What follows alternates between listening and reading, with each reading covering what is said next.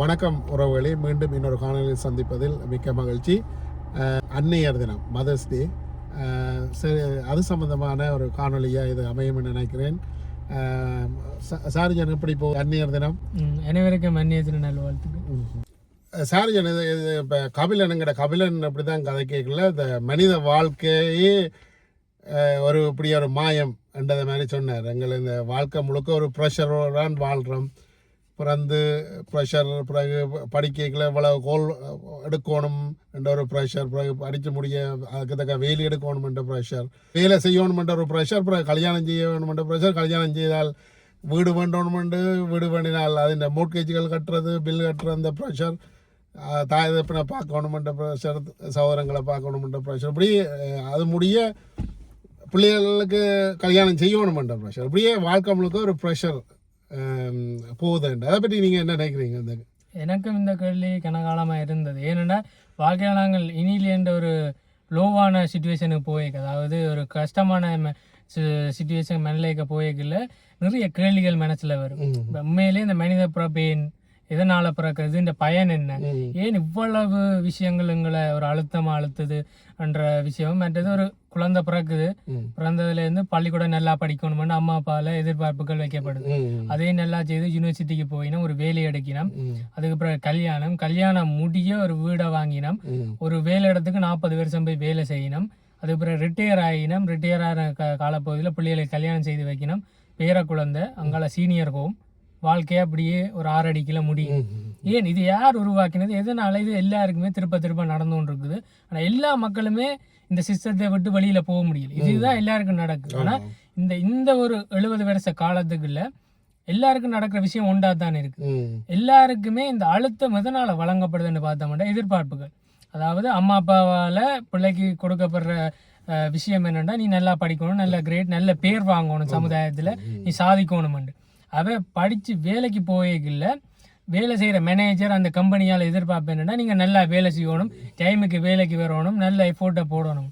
அதுக்கு பிறகு அந்த கல்யாணம் நடக்கல இந்த கணவன் மனைவிக்குள்ள எதிர்பார்ப்பு, அதாவது அந்த அன்பா இருக்கட்டும், அதாவது நாங்கள் அடுத்தடுத்த வாழ்க்கையில் என்னென்ன விஷயங்கள் செய்ய போகிறோம்ன்ற ஒரு விஷயம் எதிர்பார்ப்பு, அந்த எதிர்பார்ப்பு வைக்கப்படுது. அடுத்தது அவ 40-50 வருஷம் வேலை செய்து, அதாவது ஒரு வீடை ஒரு 20களில் இல்லை 30ல் ஒரு வீடை வாங்கி அந்த வீடுகளுக்கு மோர்கேஜை கட்டணும். அதுக்காக ஒரு 30-40 வருஷம் ஓடி, அதுக்கு பிறகு அந்த காலப்பகுதிகளே பிள்ளைகள் வளர்ந்து கொண்டு அறிவினம், அவைக்கான சிலவுகள், அவைக்கான எல்லா விஷயத்தையும் செய்து, அதுக்கு பிறகு அவைக்கு ஒரு கல்யாணத்தை செய்து வச்சு, வாழ்க்கையில் மிக முக்கியமான ஒரு விஷயமா அதை செய்து வைத்து பேர்ந்து அவைக்கு பிறக்கிற பிள்ளைகள், அந்த செலவுகள் இதுக்கிடையில இந்த 70 வருஷத்துக்குள்ள எங்கள்கிட்ட ஒரு 5000-6000 முகங்கள் பரிச்சயமாயிருக்கு. இந்த ஒவ்வொரு எதிர்பார்ப்புகளையும் நாங்கள் திருப்திப்படுத்த ஓட வேண்டியிருக்கு. ஆனால் 5000 பேரையும் திருப்திப்படுத்த முடியாது. அந்த 5000 முகங்களையும் சில 100 முகங்கள் நம்மை கஷ்டப்படுத்தி கொண்டு போயிருக்கு. சில முகங்கள் எங்களுக்கு கூட இருந்து எங்களுக்கு நல்ல விஷயங்களை தந்திருக்கு. இதெல்லாமே ஒரு வலியும் சுகமும் அழுத்தமும் எதிர்பார்ப்பும் கவலையும் அதீத மகிழ்ச்சியும் கேள்விக்குறிகளும் தனிமையும் எல்லா உணர்வும் கலந்து ஒரு கட்டத்தில் நாங்கள் நிறைய பேர், அதாவது வெள்ளக்கார சொன்னால் சீனியர் ஹோமில் போவினோம், இதே தமிழ் பேரண்ட்ஸ்ண்டா ஒவ்வொரு பிள்ளைகள்கிட்ட வீடுகள்லையும் இருந்து தெரியும் தான் என்னென்ன நடக்கிற. அப்படியே நடந்து ஒரு வாழ்க்கையே ஒரு நபர் ஆணோ பொண்ணோ முடிவுரைக்கில்ல அந்த வாழ்க்கை காலம்ன்றது கொடுக்குற பாடமும் அந்த ஒரு வழிகளும் இருக்குது தானே. அது ஏன் நடக்குதுன்னு எனக்கு விளங்கல. இது உண்மையிலேயே இதுக்கு நாங்கள் இருக்கணுமான்ற ஒரு விஷயம் தானே. என்னடா இப்போ வரைக்கும் எனக்கு ஒரு கேள்வி, இந்த பூமியை படைச்சதார், இந்த உலகத்தை படைச்சதார், ஏன் இவ்வளவு மனிதர்கள், இவ்வளவு இனங்கள், இவ்வளோ விஷயங்கள் இருக்குது, எல்லாமே ஒரு கேள்விக்க போகுது. அதாவது நாங்கள் இனியிலேன்ற ஒரு சோகத்துக்குள்ள போய்க்கல எங்களுக்கு தெரிந்தவர்கள், என்னோட பழகினவர்களை நாங்கள் இழந்து கொண்டு, எனக்கு ஒரு 30 வயசு ஆகுதுண்டு ஒரு கற்பனையில் வைத்து கொண்டால், நான் 40-50 வயசு ஆகல என்னோட பயணித்த சிலர் என்னோட இல்லையண்டைக்குள்ள அந்த பயணத்தில் அவர்களை நாங்கள் இழந்துடுறோம். அங்கெல்லாம் அடுத்தடுத்த கட்டங்கள்லாம் நாங்கள் வாழ்க்கையில் போய்க்க பல பேர் இழப்போம், புதிய நபர்களை ஏற்றுக்கொள்வோம்.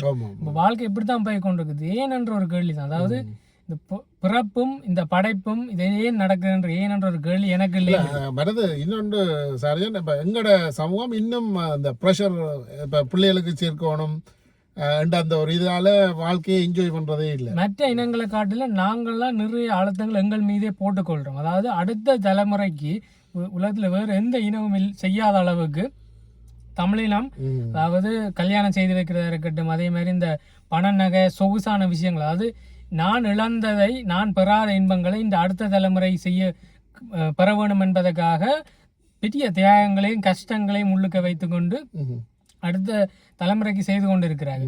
அப்ப ஆனா எனக்குள்ள ஒரு கேள்வி இருக்கு. இப்ப நாங்கள் கனடாக்கு வரைக்குள்ள நாங்கள் 0 ஒன்றுமே கொன்றே இல்லை. ஆனா இங்கதான் நாங்கள் கஷ்டப்பட்டு உழைச்சு பில்டப் பண்ணி ஒன்றையும் செய்த நாங்கள் அதையே எங்கட பிள்ளைகள் செய்யக்கூடாதுன்னு எங்கட அந்த மனநிலை இல்லை. நாங்கள் செய்த இது எங்கட பிள்ளைகள் கஷ்டப்படக்கூடாதுன்னு சொல்லி நாங்கள் பிள்ளைகளுக்காக உழைச்சுக்கணும். உண்மையா சொன்னா இது ஒரு கம்யூனிட்டி, அதாவது சமுதாயமா நான் செய்கிற விஷயம். அதாவது தமிழ் பெற்றோர்கள் அவர்களுடைய பிள்ளைகளுக்கு செய்கிற விஷயம் வந்து 1-2 பெற்றோர்கள் செய்கிற விஷயம் இல்லை.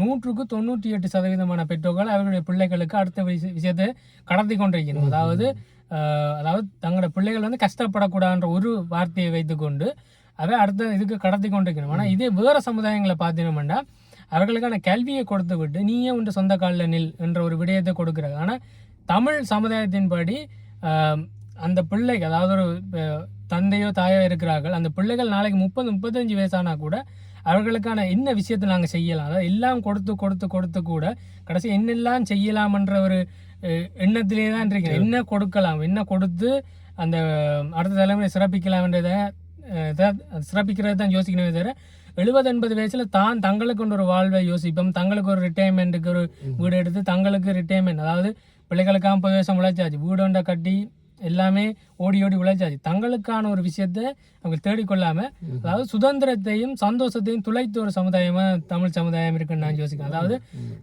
தங்களுடைய நித்திரையை துளைச்சு அவர்களுடைய உடம்பு வலி நோவுகள் அவருடைய வருத்தங்களை அந்த காலப்போக்கில் தேடிக்கொண்டு அதாவது அடுத்த தலைமுறையை சிறப்பிக்கிறதுக்காக அவர்களுடைய வாழ்க்கையை மேம்படுத்துறதுக்காக அவர்களையே இழந்த ஒரு சமுதாயம். உதாரணமாக சொல்லணும்னா இதைத்தான் சொல்ல, அவர்களையே இழந்து விட்டாங்க. அவர்களுடைய ஒரு நபர் பார்த்தா நல்லா பாடுற நபராக இருக்கலாம், ஒரு நபர் வந்து கலைகளை சிறந்தவர்களாக இருப்பான், ஆனால் அடுத்த தலைமுறையை ஒரு நல்ல கட்டத்தை கொண்டு வரன்றதுக்காக எல்லாத்தையும் இழந்த தாய்மார்களும் தந்தைமார்களும் தான் இங்கே இருக்கணும். ஆனால் இந்த தியாகங்களை எல்லாம் அடுத்த தலைமுறை நினைத்து பார்க்கிறார்களான்னா அது வெகு குறைவான பிள்ளைகள்லாம் யோசிக்கணும். இதனால தான் அடுத்த தலைமுறை வந்து இது சில பேர் ஏற்றுக்கொள்கிற விஷயமா இருக்கலாம், ஏற்றுக்கொள்ளாமல் போகலாம். அடுத்த தலைமுறை வந்து ஒரு பலவீனமான சமுதாயமாக வந்து கொண்டு இருக்கு. என்னன்னா எல்லாத்தையும் நீங்கள் கொடுக்க இல்லை, அவர்கள் தேடுவதற்கான விஷயம் எதுவுமே இருக்க போகிறது. அவர்களுக்கு படிப்பு இருக்குது, வீட்டை பார்த்தீங்கன்னா ஃப்ரிட்ஜ் நிறைய சாப்பாடு இருக்குது, வீட்டுக்கு முன்னால் கார் இருக்குது, பிடித்த வாகனங்களை பெற்றோரை வாங்கி கொடுக்குறோம். அப்போ எல்லா லக்ஸரி கம்ஃபோர்ட் எல்லாத்தையும் நீங்கள் கொடுக்கல, அவர்களுக்கு இதுக்கு மேலே எதுவுமே இல்லைன்ற மாதிரி இருக்கல, அது லைஃப் வந்து அவர்களுக்கும் போரிங்காக போயிடும், அதாவது ஒரு சலிப்பு தட்டக்கூடிய விஷயமா போயிடும். இது நாங்கள் என்ன சொல்றோம், இது கதைக்கிறதுக்கு ஒரு பெரிய ஒரு தலைப்பு. இப்போ உதாரணமாக ஒரு சின்ன விஷயத்தை சொல்லலாம் சார். இப்போ இலங்கையில் ஒரு 12-13 வயதிலேயே பிள்ளைகள் சமைக்க தாய்மாருக்கு உதவி செய்து சமைச்சு ஒரு 16 வயதில் தாய் தாப்பனுக்கு சமைச்சு கொடுக்குற ஒரு கட்டத்துக்கு வந்துடுவாங்க. இங்கே இருக்கிற பிள்ளைகள் 24 வயதிலே எத்தனை பிள்ளைகள் சமைப்பின நீங்கள் கேளுங்க. அப்போ அப்படித்தான் இங்கே வாழையினா ஏன்னா பெற்றோர் விடுறையில் உண்மையில் சமைக்கிறதுக்கு. அங்கே அவையே சமைக்க வலிக்கிட்டுருவினோம், இங்கே அவை பெருசாக வலிக்கிறதும் இல்லை, ஆனால் பெற்றோரும் விடுறதும் இல்லை. என்னை பொறுத்த வரைக்கும் இப்போதைய தமிழ் சமயத்தில் இனி வரக்கூடிய பெற்றார்கள் வந்து இந்த ஒரு மனநிலைக்கு வருவினமாக தெரியாது. அதாவது இந்த வெள்ளக்காரர் மாதிரி நாங்கள் கல்வியை நல்லதாக கொடுப்போம் பிள்ளைக்கு, அந்த கல்வியை வச்சுக்கொண்டு அவை முன்னேறி வரட்டும்ன்ற ஒரு ஒரு மனநிலைக்கு வந்தினவண்டா இந்த பெற்றோர்கள் வர்த்தகாரர் ஆகிறது, கடன்காரர் ஆகிறது, மனநிலை கொஞ்சம் குன்றி போகிறது அல்ல, மற்றது பிள்ளைகளால் மனநிலை கஷ்டத்துக்கு போகிறத வந்து தவிர்த்து கொள்ளலாம். ஏன்னா பெற்றோர்கள் வந்து இந்த தமிழ் சமுதாயம், இந்த இந்தியா, இந்த சவுத் ஏசியா கம்யூனிட்டி மட்டும்தான் இந்த பிள்ளைகளுக்கு நிறைய செய்து கடைசியில் மனம் வந்து போகிறது. ஆனால் இதே நீங்கள் வெள்ளைக்காரர் எடுத்து பார்த்தீங்களா அவர்கள் வருடத்துக்கு 1-2 நேரம் வெக்கேஷன் போவாங்க. ஏன்னா அவர்களுக்கு நல்லா தெரியும் 18 வயதோட பிள்ளை அவைன்ற வாழ்க்கையை பார்க்க போயிடும். அப்போ தங்களுக்கான நேரத்தை செலவழித்து கொண்டு தங்களுக்கான விடயங்களை செய்யணும். ஆனால் என்னோட கேள்வியும் கவலையும் என்னென்னா, உங்களோட பிள்ளைகள் கல்யாணம் ஆகியும் நீங்கள் இன்னும் எவ்வளவு செய்யலாம்னு சொல்லி நீங்கள் அடுத்த தலைமுறைக்கு கொடுக்கவும் அவர்களுக்கான நேரத்தை தான் ஒதுக்குறீங்களே தவிர உங்களுக்கான நேரத்தை எடுத்துக்கொண்டு உங்களுக்கான உணவுப் பொருட்களாக இருக்கட்டும், உங்களுக்கான உடல் என்ன சொல்ல உங்களுடைய ஆரோக்கியத்தை சிறப்பாக வச்சுக்கொள்ளவும் நீங்கள் இன்னும் நேரம் எடுத்துக்கொள்ள வேண்டும். உங்களில் நிறைய இன்வெஸ்ட் பண்ணணும்.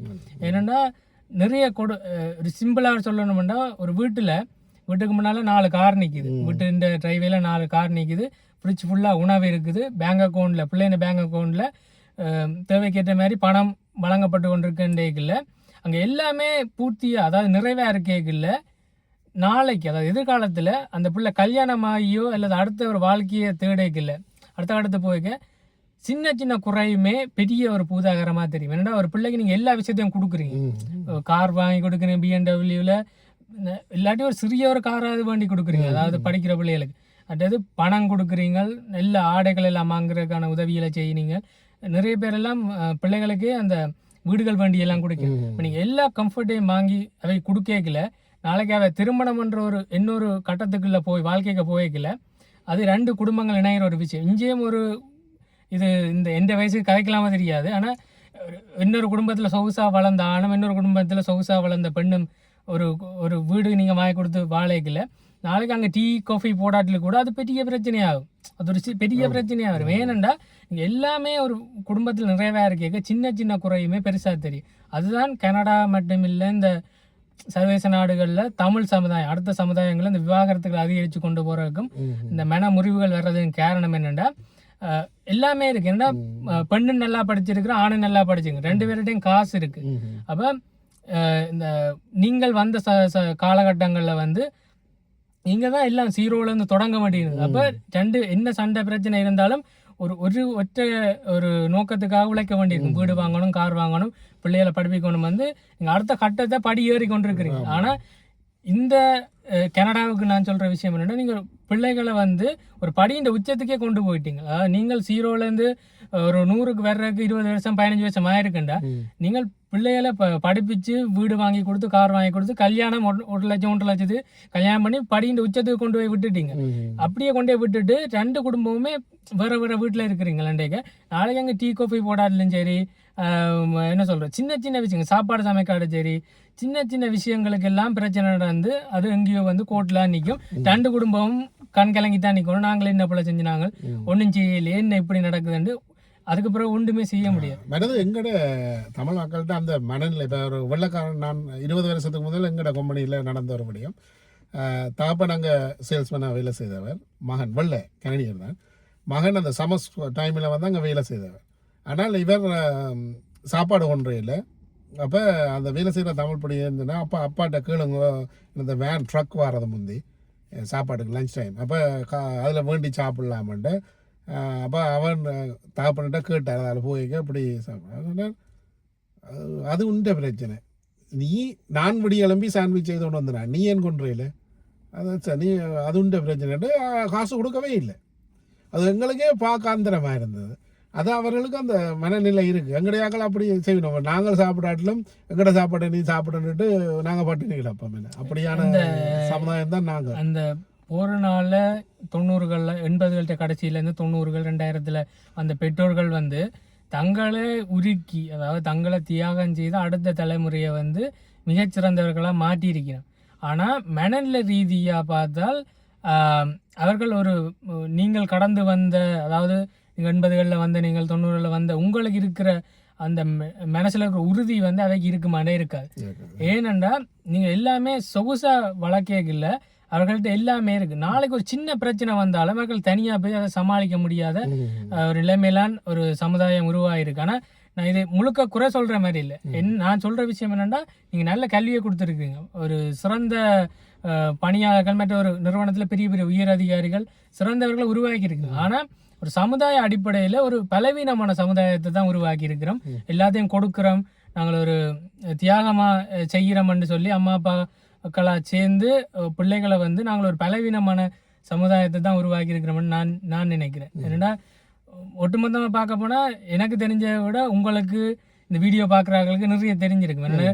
ஒரு 100 கல்யாணம் பார்த்துருப்பினா 50 கல்யாணமாவது பார்த்துருப்பினா என்னென்ன நடந்தது ஊரில் நடக்கிற விஷயங்கள் தெரியும். அப்போ நான் கேட்குற விஷயம் என்னென்னா உங்களை பிள்ளைகளுக்கு ஒன்றும் செய்யாமல் நான் சொல்லலை, உங்களோட பிள்ளைகளுக்கு செய்யுங்க. அதே நேரத்தில் உங்களுக்கும் டைம் எடுத்து உங்களோட ஆரோக்கியத்தை பார்த்துக்கொள்ளுங்கள். அதே மாதிரி உங்களோட 60களுக்கு பிறகு உங்களுக்குன்ற ஒரு சொத்து வச்சுருங்க, உங்களுக்குன்ற ஒரு காசுகள் சேர்த்து வச்சுருங்க. அதே மாதிரி உங்களுக்கான பணம் வேணும். ஏன்னா ஒரு நபர் 70ல் மரணிப்பார் 80ல் மரணிப்பான்னு சொல்ல முடியாது. 90 95 வயசு வரைக்கும் வாழியும். ஆனால் எல்லா குடும்பங்களையும் பெற்றார பிள்ளைகள் பார்த்துக்கொள்வார்கள்னு சொல்ல முடியாது. அப்போ வெள்ளக்காரர் மாதிரி நீங்களே உங்களை பார்த்துக்கொள்ள வேண்டி இருக்கு. ஏன்னா எனக்கு தெரிஞ்சு பல பெற்றார்கள் கண்ணீர் வடிக்கிற விஷயம் என்னென்னா எங்களோட பிள்ளைகளுக்கு எவ்வளவோ செய்தோம், ஆனால் அந்த பிள்ளைகள் வந்து வளர்ந்து பெரிய ஆளான பிறகு இப்போ எங்களுக்கு தேவை இருக்கேக்கில்ல, நாங்கள் எங்களோட பிள்ளைகள் எங்களோட இல்லையன்ற ஒரு வெளி வந்து அந்த வாழ்நாள் முடியும் வரைக்கும் இருந்து கொண்டே இருங்க. அப்போ என்னதான் செய்தும் அது ஒரு பிரயோசனம் இல்லாத ஒரு விஷயமா இருக்கும்.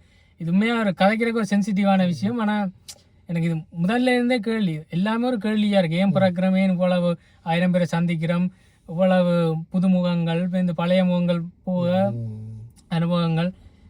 இது ஒரு நல்ல விடயம். மதர்ஸ் டே அந்த தருணத்தில் இப்படியான விடயங்கள் நாங்கள் கதைக்கிறது சில பேரை சிந்திக்க வைக்கும் என்று நினைக்கிறேன்.